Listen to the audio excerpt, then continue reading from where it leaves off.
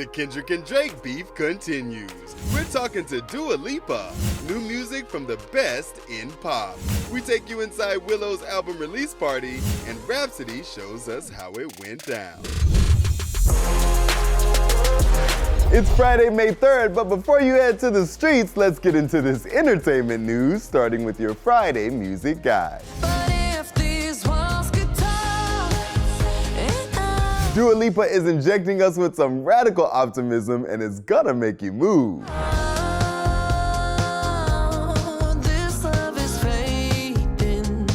More bops later in the show, but now your top story. Can't twist slide about it, this one is just gonna resurface. Every dog gotta have his day, now living your purpose. Kendrick Lamar and Drake beef just won't end after K-Dot just fired off a second explosive track. We're breaking down some of the top moments. Motherfuck the big three, nigga, it's just big me, nigga, bump. It keeps on going. After so much back and forth like Drake's push-up. Can't believe he jumping in, this nigga turning 50. Every song that made it on a chart he got from Drizzy. And the just released Euphoria from Lamar. Then notice I said we, it's not just me, I'm what the culture feeling. Most fans have crowned their winner, but Kendrick's gun was still loaded. He dropped 616 in LA with some pretty lethal bars towards Drizzy. Fake bully, I hate bullies, you must be a terrible person. Everyone inside your team is whispering that you deserve it. The internet is really latching on to the section about OVO. Are you finally ready to play? Have you ever, let's see, have you ever thought that OVO is working for me? Kendrick at this point seems to be giving advice to Drake, making the Toronto rapper question if his own team even has his back. After Kendrick's 1-2 punch, is the beef over? Or are we expecting another track from Drake outside of a questionable IG post? Let us know your pick. Sia's back with Reasonable Woman, and the album's got all the good stuff you'd expect from her.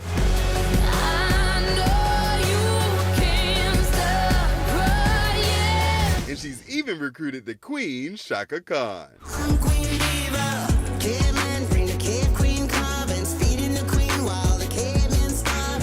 Dua Lipa might be one of the sweetest people I've ever sat down with. Radical Optimism is here, and we talked all about it. I think sonically it's vastly different. I feel like there's also songs that are, you know, more personal in a way that maybe people haven't heard from me before.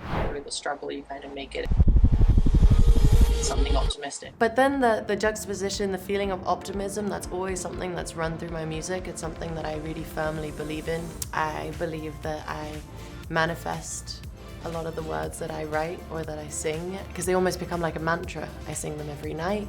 I perform them in front of crowds. People sing them as well, so I want there to be a sense of optimism, a sense of light at the end of the tunnel. I grew up listening to so many different artists, and I think a lot of that is down to like the music my parents listened to, the music I listened to on the radio, the music I listened to like on my way to school, you know, whatever it was. And that's like Oasis and Portishead and Massive Attack and Primal Scream, and there's just so many different artists, and I don't know, I have to thank my parents and my really eclectic knowledge of different types of music, because they've influenced me throughout my career in different ways. The full interview is on Billboard's YouTube.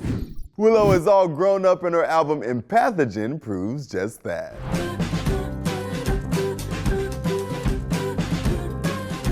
And we're so digging the psychedelic vibes. It's not every day you get to listen to a new album with the artist herself, but Billboard got the invite from Willow, which means you get it too. I'm going to be playing some songs from my new album, Emphathogen. Willow Smith wowed the crowd at Electric Lady Studios in New York on Thursday night, just hours before the release of her latest album, Emphathogen. We take you to the intimate performance in Billboard All Access. I've been coming here since I was 14 years old. And it's just a really special place. Willow performed a small set list of 4 songs, including 2 songs she performed for the first time.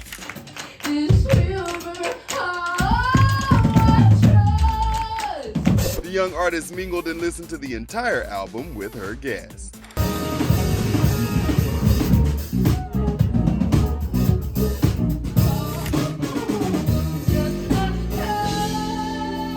Just a few hours before it was released.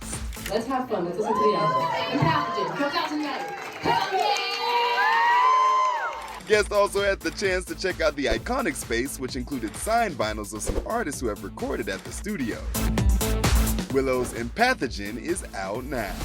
Mckenna Grace is in her pop girl era with Gentleman. Drive an hour, buy me flowers, kiss me now, 'cause you know I fucking love. I think that it was the first time that I felt like somebody was kind of showing me my worth and made me feel like I was worth something, which is kind of like a sad sentiment, but I feel like everybody doesn't always make you feel that way. So it was kind of, it set a precedent for me where I was like, okay, I know how I want to be treated now. Like, this is really nice. I feel important. I'm Rapsody, and this is how it went down with my new single, 3 a.m. You make me feel like a virgin, new person. You make me pull back the curtains. Getting to the final lyrical version of 3 a.m. was a process. First verse was actually lyrics that I pulled from another song that I had. Regardless, when I was talking about love, I wanted to pull from a real authentic place. You make me feel like a virgin, a new person. You make me pull back the curtains. I'm not afraid to share what you would hurt me. You know, I was really thinking about a relationship that I was in and the emotions that I was feeling. It was just really raw and real, and it just kind of poured out. I took those lyrics and spit them over the version of 3 a.m. beat, and it just felt really good. The last verse, which is actually performed as a spoken word piece, I wanted to talk about the whole journey of love. You fall in love and then you fall out of love, what that feels like, where you can appreciate the experience, you can appreciate how you feel. At the same time, sometimes you have to put yourself first, and it requires letting go. And that was just really the approach of it. You know, the last verse is super emotional though. You know, you're like my second adolescent. Like, come on. When it's darkest, we always attract the brightest people. Baby, you a light. You shift my whole world to the right. The day that we recorded it, I remember again why I wanted to name it 3 a.m. He played it, and at the time it was just the piano that he had, and that's kind of what I wrote to. And once I wrote to it, we built around that. Like, I gave it to him, I recorded it in his studio, and he built around it. When it came to, he was like, what are you gonna call it? 3 a.m. is such a special hour for me, but also on Pinterest, I saw like these phrases, and it says, I want to know the 3 a.m. version of you.